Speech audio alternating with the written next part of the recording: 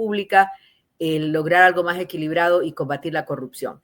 ¿Cuál es el cuestionamiento que tengo entendido, porque ustedes han liderado una demanda en este aspecto? ¿Cuáles han sido los argumentos legales que ustedes han esgrimido?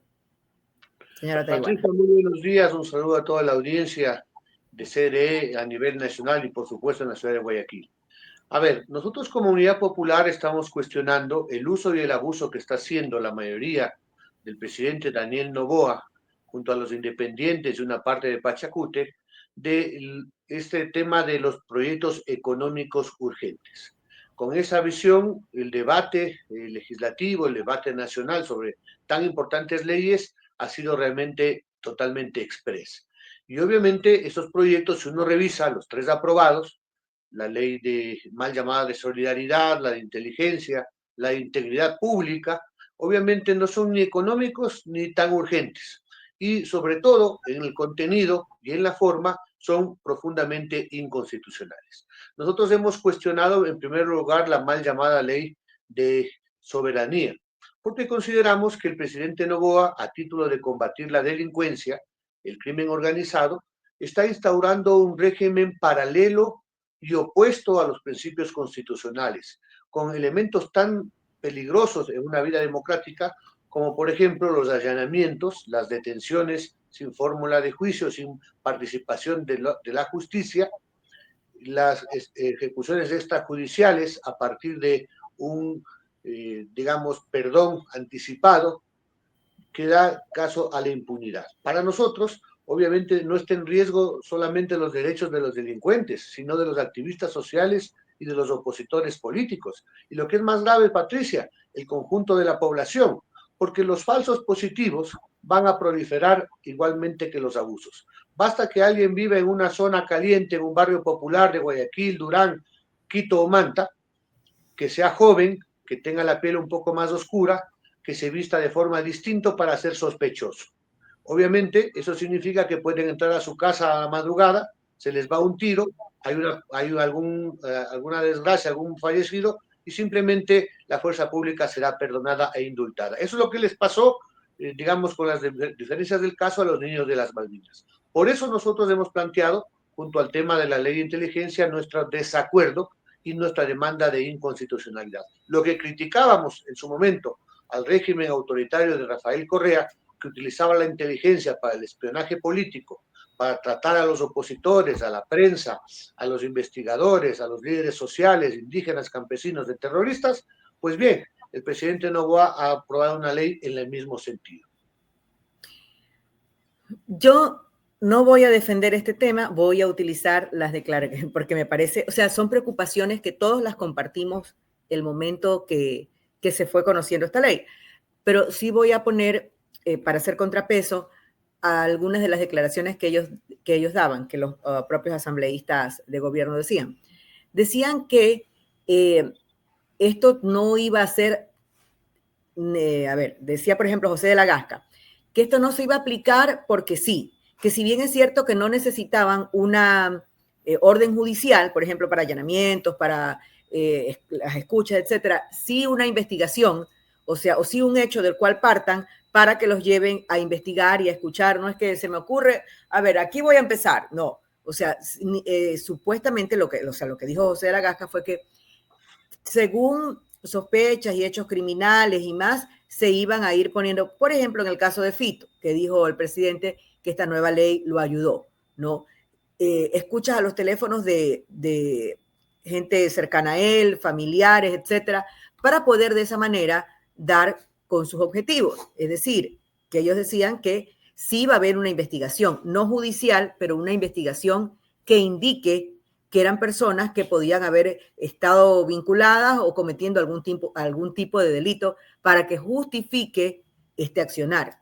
Le digo lo que manifestaba, por ejemplo, el ministro de la Gasca. Por supuesto, Patricia, ningún régimen autoritario dice yo soy autoritario y voy a abusar del poder. Siempre hay una cobertura, un maquillaje. Ahora dicen que los que cuestionamos estamos defendiendo el crimen organizado, pero no sería la primera vez, y reitero, nosotros en el pasado cuestionamos la famosa Senaín, que dirigía a la gente de la Revolución Ciudadana. Pues bien, ahora el Servicio de Inteligencia Estratégica está al mando de un muy buen amigo del presidente Daniel Noboa. Y vemos como él mismo lo ha dicho varias veces, es muy mal enemigo. Entonces, en el pasado inmediato también, los últimos gobiernos, cuando los campesinos defienden su tierra, el agua, frente a las mineras, cuando el pueblo se levanta porque suben el IVA o la gasolina, enseguida el calificativo es terrorismo y que estamos atentando contra la estabilidad y la seguridad del Estado. Entonces, efectivamente, el tener las manos abiertas para que una sola persona, en este caso el presidente de la República, pueda establecer simplemente por sospecha que alguien está fuera de la ley con cualquier elemento, por ejemplo, que los periodistas tengan que dar sus fuentes, por ejemplo, que haya reuniones, digamos, para levantar la resistencia a las medidas antipopulares, y más aún, a nivel de los operativos particulares, yo decía, la gente común dice, podría decir, del que nada debe, nada teme.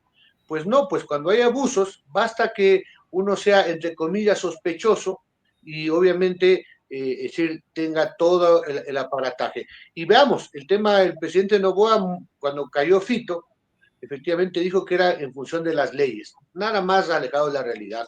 Creo que las propias declaraciones del ministro del Interior, que venía conversando el gobierno, las Fuerzas Armadas con Fito, es decir, más ya que digan que nieguen la negociación. ¿Qué hacía el ministro del Interior hablando 20 minutos con un prófugo de la justicia, un criminal? Pero el tema es más grave, mi estimada Patricia, porque entra Fito y sale Fede. Y en el periodo del presidente Noboa, según datos de la Fiscalía, 189 personas privadas de la libertad se han fugado de las cárceles, a vista y paciencia del gobierno y en manos de las Fuerzas Armadas. Entonces, hay mucho que hacer de seguridad y estas leyes precisamente no son el camino. 189 personas, ¿en qué tiempo? Del 2024 al 2025, cifras oficiales de la Fiscalía General del Estado, cuando las cárceles se supone que están ya controladas, cuando las Fuerzas Armadas, el caso más sonoro por la magnitud y el personaje fue la salida de Fede, ¿no es cierto? Hay creo que 19 miembros de las Fuerzas Armadas que están en investigaciones. Así es, y 3 funcionarios del SNAI. Ahora, y una declaración gravísima de los militares que dicen que ellos cumplen órdenes. A ver, vamos a un poco a los hechos, vamos a poner un poco de ejemplos. Yo sí me preocupo cuando usted dice, por ejemplo, sí, lo que pasa con los periodistas para hacer algo que yo conozco cercanamente. Si uno hace una investigación de un caso de corrupción de un funcionario de gobierno, de cualquier gobierno, en este es el de turno, pero si esta ley continúa, no, tranquilamente esta investigación contra el funcionario de gobierno puede malograrse y pueden haber consecuencias que incluso estén fuera de la ley si esto llega justamente a conocerse a través de estas escuchas antes de, y cuando un caso suena, cuando un caso empieza a sonar, entonces podría ser suficiente para esas escuchas y para, repito, o sea, malograr y quién sabe qué tipo de... Pero también, si hubiese habido estas escuchas, por ejemplo, en épocas, no se trata de no tener derecho a la protesta social, pero la protesta social no nos da derecho al crimen, al abuso, a la humillación, ¿no? Como pasó, por ejemplo, en el 2019, cuando un coronel del ejército fue secuestrado y públicamente obligado a arrodillarse y a someterse a lo que decía un dirigente indígena, en este caso Isa. ¿No? Cuando 4 mujeres policías fueron abusadas sexualmente por los dirigentes indígenas. O sea, esto tampoco, la protesta social, tampoco es una carta en blanco para vengarse, ¿no? Y de pronto, por ejemplo, este tipo de leyes nos hacían falta en momentos como este, para saber, para investigar, para averiguar y para encontrar culpables de todos estos desmanes. Patricia, yo creo que la protesta social es, por supuesto, legítima. No solamente del pueblo indígena, de los estudiantes, los trabajadores, del pueblo montuno. Cuando las cosas están mal en democracia, hay levantamientos. Y todos los derechos que tiene hoy la sociedad tienen que ver con esa lucha. Por supuesto, puede haber excesos que deben ubicarse. Si alguien en medio de la protesta comete un delito, tiene que ser sancionado. Pero eso no le da carta blanca al Estado, por ejemplo, en el levantamiento del 19, Hubieron 11 compañeros, digo compañeros porque son indígenas que levantaron la voz por nuestros derechos, fueron asesinados. Y obviamente sobre eso ha habido un manto de impunidad. En todo caso, nosotros creemos que De lado y lado. el gobierno está en deuda porque en estos ya casi 2 años de gobierno no ha sido capaz de garantizarnos ni la seguridad, ni la paz, ni la vida de los ecuatorianos. Un dato que daba la Universidad Central: 460 días hemos pasado en varias zonas del país en estado de excepción. ¿Cuáles son los resultados? Dígame, Patricia, ¿cuál ha sido la visión oficial del gobierno para atacar a lo de fondo? Porque no es la economía del microtráfico, los sicarios, solamente el tema. Aquí hay multimillonarios negocios que son intocados. El crimen organizado está financiado en el país, según el Gafi, se lavan al año 5.000 millones de dólares. ¿A vista y paciencia del sistema financiero nacional? ¿Dónde está la UAFE? ¿Dónde que depende de la presidencia de la República? Todos sabemos por informes internacionales que el 85% de la cocaína que se exporta lamentablemente desde el Ecuador hacia Europa se va por los puertos y aeropuertos. ¿Quién es el responsable del control de los puertos públicos y privados? Ojo, y vemos como los containers cada vez y cuando en Europa son las cajas de banano, llegan con cocaína. ¿Y la aduana? ¿Y de quién depende la aduana? Del Ejecutivo, pues. ¿Dónde ha puesto mano firme? Es que esas son las medidas de fondo. Ahora mismo, por ejemplo, hay 350.000 niños, niñas y adolescentes, nuestros hijos, excluidos del sistema educativo. Ahí está, digamos, de dónde reclutan a los menores de edad, lamentablemente, los grupos de delincuencia organizada. ¿Qué hace el Estado? ¿Dónde está el plan de reinserción escolar? La UNE ha planteado con urgencia el tema de que se declare en emergencia la educación pública para recuperar a esos niños, para que haya más maestros, para que se atienda todo el tema educativo. Entonces, necesitamos medidas de fondo. Mano firme, por supuesto, con los narcogenerales, con quienes están infiltrados en la fuerza pública, en la justicia. Mano firme para controlar los puertos y aeropuertos. Mano firme para evitar el lavado de activos. Y, por supuesto, una ecuación que usted compartirá conmigo, Patricia: más trabajo, más educación, es menos delincuencia. Y es lo que precisamente el gobierno no hace. Hay una buena noticia en ese aspecto, ¿no? Una noticia que a mí me complace. Ojalá fuese más, pero tampoco podemos pedir que esto se solucione de un momento a otro. Hoy día el presidente anuncia que, bueno, hoy día en la noche, que este año podrán educarse un 25% más de estudiantes en la universidad, o sea que habrá ingreso para un 25% más. Esto lamentablemente desde la época del gobierno de Correa se empeoró y hemos llegado a más de 130.000 estudiantes cada año que se quedan sin poder estudiar la universidad. Ese 25% significa como 32.000, 33.000 estudiantes, que no es óptimo, que no es suficiente, pero que es un avance, porque es que no se había podido cambiar en nada. Estábamos cada vez peor en este aspecto. Patricia, con todo cariño, yo por lo menos no le creo al presidente de la República. ¿Sabe que esa parte yo le voy a contar? Si se la lleve el viento. Mire, le voy a contar. Simplemente un dato, Patricia, un dato público, oficial. 400.000 jóvenes, hace 15 días, 3 semanas, 400.000 de nuestros muchachos y muchachas se inscribieron para la universidad, para optar por un cupo. ¿Sabe cuánto es la oferta de cupos? 175.000, ni siquiera la mitad. Entonces, sí, yo pago por ver dónde están los cupos, porque el presidente ha dicho muchas cosas en campaña, incluso que no va a haber apagones. Lamentablemente parece que todos nos dicen que no hay apagones. Que no iba a subir el IVA, no subió el IVA. De que iba a controlar la seguridad, no ha controlado absolutamente nada. Ojalá, por el bien del país, asomen por lo menos esos 30.000 cupos que dice que ha anunciado el presidente Noboa. Le voy a decir por qué sí le creo esta parte, que yo creo que hay errores del gobierno en su comunicación, y le voy a decir por qué sí le creo esta parte. La verdad es que yo no le había puesto mucha atención al tema este de las becas en inglés, ¿no? De Because It's Nice, porque todo se quedó en el interés o en la novedad de la burla, ¿no? Hacia el político que dijo esta frase. porque le puso a las becas, pues, because he's nice.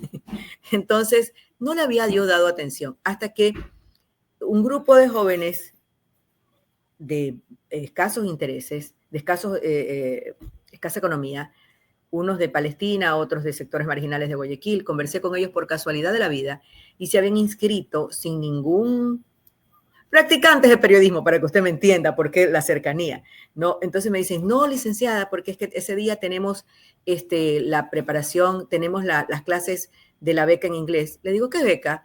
Entonces ahí me contaron, ninguno tenía ningún vínculo con el gobierno como para decir que salieron favorecidos por eso. Y las becas eran en universidades internacionales de primer orden. Me dio tanto gusto, no por el gobierno, a buena hora por el gobierno, me dio tanto gusto por los jóvenes, ¿no? Que tengan esa oportunidad. Y yo creo que el tema está mal direccionado ahí, o sea, en cuanto a comunicación, ¿no? Porque todo gira en torno a la imagen del presidente, cuando hay cosas positivas que sí se están haciendo y no se conocen como se deberían de conocer. Por eso le digo que yo sí creo en esto que ha manifestado de ese 25%, porque en esa parte de la educación para los jóvenes parece que hay un trabajo fructífero, espero en Dios, por nuestros jóvenes, que así sea, ¿no? Entonces, eso me hace ponerme, al menos en esa área, bastante optimista para los resultados. Bueno, no hay que perder la esperanza, dice el pueblo ecuatoriano, pero vamos a los hechos. En este año, perdón, en el año 2024, gobierno de Daniel Noboa, se asignaron 4.500 millones de dólares de educación, se asignaron. ¿Sabe cuánto se ejecutó, Patricia? 3.500 millones de dólares. 1.000 millones de dólares no pusieron donde debían, en infraestructura educativa, en programas de capacitación docente. Al sistema le faltan 70.000 maestros fiscales. Nuestros niños, nuestras niñas, nuestros jóvenes les faltan maestros. Ese es un tema Claro. fundamental que está en manos del presidente. Vamos a ver qué pasa en el presupuesto de este año que estaba prorrogado por el tema electoral. Sí, obviamente los hechos hacen honor a las palabras y a los ofrecimientos. En el tema educativo es urgente declarar en emergencia. Fíjese usted ahora, la UNE ha planteado cómo los maestros se han convertido en las zonas calientes de delincuencia en una profesión altamente riesgosa. ¿Cuántos maestros han tenido que renunciar y cambiarse de ciudad porque están extorsionados y abandonados por el Estado? Necesitamos inversión urgente en educación. Es que eso no puede ser de a poco, porque estamos hablando del futuro de nuestros No se hijos, puede. niños y adolescentes, ¿no es cierto? Y obviamente es como un tema de salud, mi estimada Patricia. O Sí, sea, no podemos esperar de a poco porque la gente se está muriendo. Los pacientes renales, más de 1.000 personas murieron porque el gobierno no pagaba lo que debía a las realizadoras privadas. yo creo, yo difiero. No hay medicinas. El ministro de Salud, que acaba de renunciar hace pocos días, lo hizo porque quiso poner en orden a los gerentes de los hospitales y la corrupción en la compra de medicinas. Pero ahí tampoco va ni el presupuesto Pero ni la ahí ya voluntad hablamos de otra política. cosa. Señora Tarihuana, mire, yo en eso difiero un poco con usted, porque yo creo que peor es no hacer nada. No le podemos, o sea, tenemos muchas décadas, no, para hablar solamente desde el Correato para acá, no, pero muchas décadas, porque que se ha ido abandonando la educación, porque incluso antes del Correato, pues teníamos, o sea, recordemos que las matrículas eran pagadas en las escuelas, en los colegios, o sea, mucho más atrás, ¿no? Muchas décadas que la educación fue miserablemente descuidada.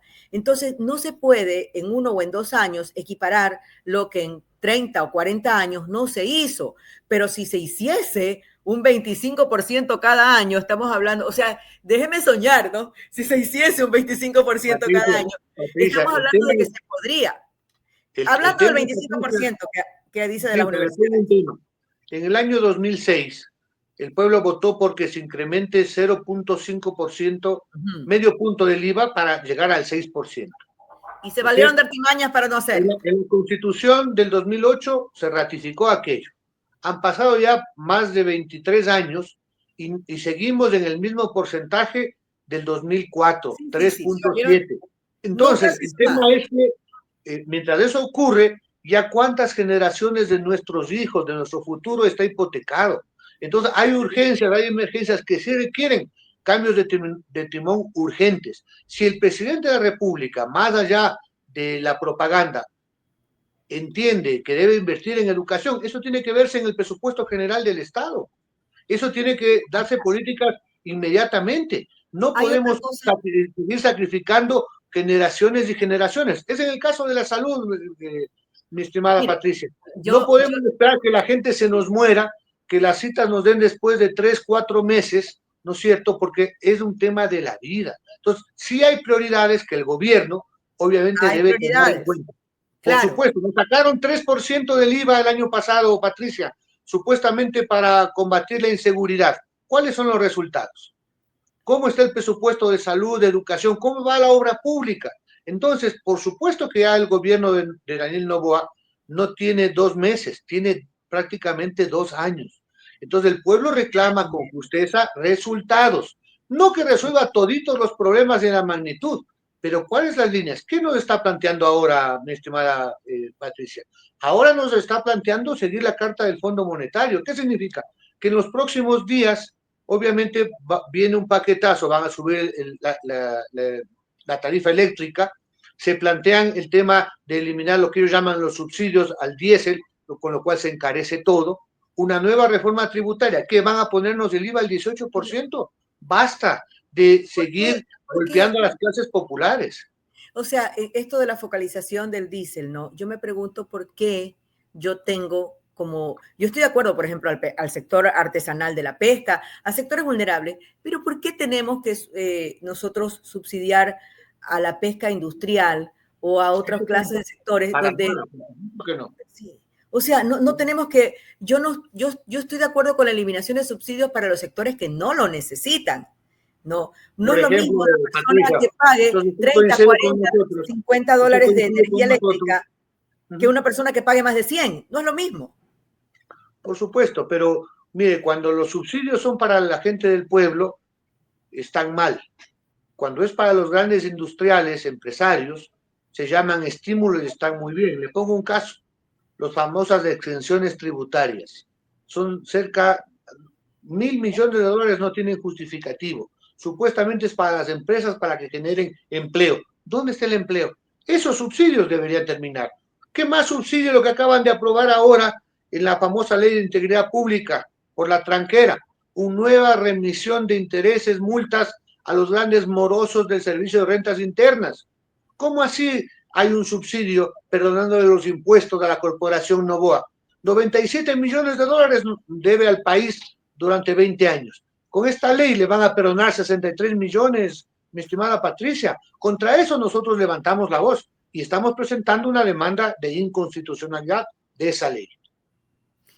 Mire, yo quiero, esto es importante lo que usted acaba de decir al último, porque ahí hay toda una discusión sobre la clementina, lo que le quitaron y lo que eso significaba. Pero más allá de eso, yo quisiera también un poco a propósito de los temas de los subsidios, no, es hablar de que si nosotros seguimos de subsidio en subsidio y con el tema de la ley de contratación pública, por ejemplo, yo sé que es una regresión de derechos, legalmente es así, ¿no? El tema, por ejemplo, de quitarle esa jubilación a los trabajadores del sector público.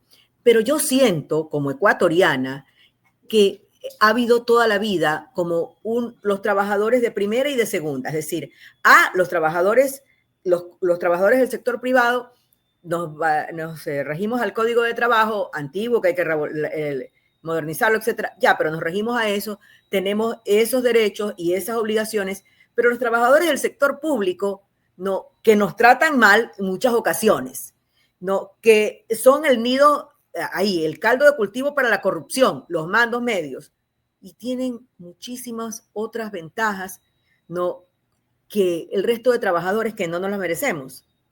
Tienen muchísimas otras ventajas que en realidad, si se compara con lo que la gran mayoría, no todos, porque en el sector público hay gente muy valiosa también, pero que la gran mayoría, o nosotros no nos hemos quejado alguna vez, todos nos hemos quejado alguna vez, pero qué barbaridad, uno va allá y no lo atienden, se pasa hablando por teléfono, se pasa riendo, se pasa haciendo ventas, se pasa haciendo cualquier otra cosa menos trabajando. O sea, todos hemos pasado por esto, desde los trabajadores de la salud hasta cualquier trabajador del ministerio. Todos hemos pasado por esta situación. Entonces yo creo que llega el momento en que hay que transparentar esto. O sea, ¿te lo mereces o no te lo mereces? A ver, Patricia, dos cosas que ha planteado aquí. La una, el tema, todos queremos un servicio público de calidad, por supuesto. Eso nos los merecemos los ecuatorianos. El tema es que el gobierno, con esta ley, busca una ola de despidos masivos para luego colocar gente, seguramente de ADN, bajo la figura de contrato ocasional. ¿Y usted cree que va a mejorar el servicio público con contratos ocasionales de gente que va a estar al servicio simplemente de la central de ADN? Nosotros Pero estamos pensamos especulando. Lo otro no, es una realidad. es directo, no. Revise usted la carta de intención del Fondo Monetario Internacional, despidos masivos. ¿Qué establece los cambios? Le invito a que leamos ese revoltijo llamado Ley de Integridad Pública, porque se establece una evaluación punitiva y se establece contratos ocasionales. Lo que era una excepción va a ser la regla en el sector público. Entonces, en el mes de diciembre, en un país que no tiene empleo, va a haber una ola de despidos en el sector público. Uno. Dos, evidentemente cuando hablamos de servidores públicos hablamos de maestros, hablamos de médicos, de enfermeras, de los trabajadores que garantizan los servicios esenciales, Patricia, agua potable, recolección de basura, petróleo, electricidad, obviamente el registro civil, etcétera. Por supuesto que debemos plantear que no ser maltratados los usuarios, pero también, ¿qué culpa tiene el trabajador del registro civil si quien está al frente del registro civil no hace las inversiones y entonces los turnos se van efectivamente por meses? Eso es responsabilidad del gobierno. ¿Qué pasa en Petroecuador? ¿Quién es el presidente del directorio de Petroecuador? El presidente Noboa por decreto. Él es el responsable, por ejemplo, de no haber prevenido con sus gerentes, todo lo que son los derrames en el SOTE y el tema de la refinería de Esmeraldas. Y ahora nos dicen que Petroecuador es el que no sirve. SELEC, empresa pública, los técnicos le dicen, gobierno, tiene que invertir en las termoeléctricas, viene el estiaje, va a haber apagones. ¿Qué hace el gobierno? No invierte. ¿Es culpa de los trabajadores? No, no es cierto. Finalmente, usted lo ha dicho adecuadamente. Estos son regresión de derechos. Le voy a demostrar que no es tan sencillo. Es regresión de derechos, dijo, ¿no es cierto? Y está bien. Usted dice, hay de primera y de segunda, pero lo que hay que igualarse es los que tienen más, los que tienen menos derechos tienen que tener esos derechos, no al revés. Si la empresa privada solamente explota a los trabajadores y quiere más reformas antilaborales, como la flexibilización laboral, a buena hora el pueblo les dijo no el trabajo por hora, y lo dijo con el 70% de la población, Patricia. Entonces, por supuesto, debatamos el tema, pero es obvio que el presidente Noboa piensa que el Ecuador es su corporación Noboa, su hacienda bananera, pero no, aquí hay un orden constitucional. Usted lo ha dicho, si hay regresión de derechos, ya es inconstitucional y la Corte deberá actuar en función de aquello.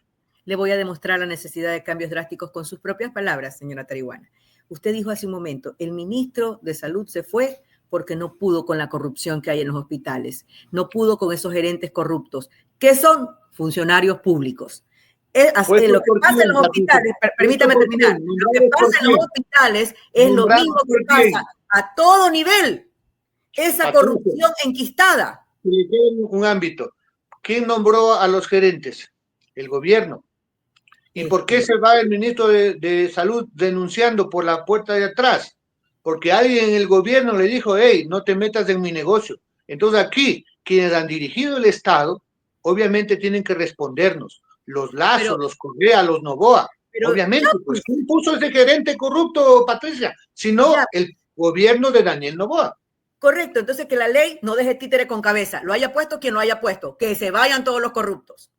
¿Por qué le vamos a reconocer derechos a los corruptos? Patricia, y en eso nos sumamos plenamente, pero no pueden pagar justos por pecadores, no puede ubicar los funcionarios de carrera que muchas veces ponen los puntos sobre las IES, a los cuales no les hacen caso, y para tener espacio, primero para cumplir con el Fondo Monetario, y segundo para tener dónde poner a su gente de ADN, obviamente, por eso es que no solamente Unidad Popular, la Unión Nacional de Educadores, los profesores universitarios, la Federación Médica, las enfermeras están presentando acciones de inconstitucionalidad, porque esa ley es regresiva.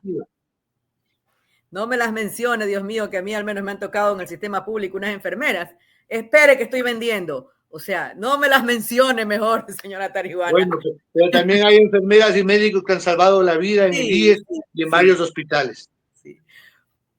Mire, si se pudieran hacer las cosas perfectas, no seríamos humanos. Yo no sé si son las leyes perfectas o no. Si nosotros, no sé si lo perfecto es que en este momento la demanda prospere. No sé si lo perfecto es que la ley siga. Yo créame que espero en Dios que aquí se haga justicia, pero pero seguir iguales como estamos en el sector público definitivamente no nos lleva a nada más que a seguir en lo mismo. No, Solamente una reflexión, Patricia, que el remedio no sea peor que la enfermedad. sí,